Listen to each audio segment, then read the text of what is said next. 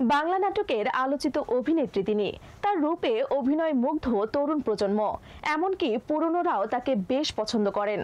তার হাসিতে মুগ্ধ হয়ে ভালোবেসে নাম দেন সুহাসিনী। এমনকি জনপ্রিয় নাট্য নির্মাতা তাকে ঘিরে সুহাসিনী নামে আস্ত একটা নাটক বানিয়ে ফেলেন। এই মুহূর্তে অপূর্ব থেকে শুরু করে ইয়াশ রোহান সবার সঙ্গে কাজ করেছেন চুটিয়ে। নাম তার তটিনী। বিস্তারিত প্রতিবেদনে। তোমার চুলে মেঘের ছবিটা, তোমার চোখে হাজার কবিতা। ছোট পর্দায় জনপ্রিয় অভিনেত্রী তানজিম সাইয়ারা তটিনী, যার হাসিতে মুগ্ধ ঝরে।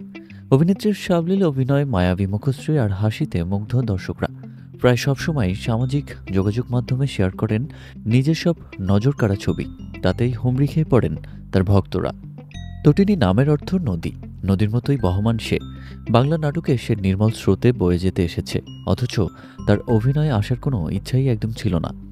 ছোটবেলায় ইচ্ছা ছিল হবেন একজন চিকিৎসক। 2019 সালে ঢাকায় এসে এক বড় অপুর সঙ্গে নিতান্তই শখের বসে মডেলিংয়ে ফটোশ্যুট করেন। সেখান থেকেই তাকে নির্বাচন করা হয়। সেই থেকেই শুরু।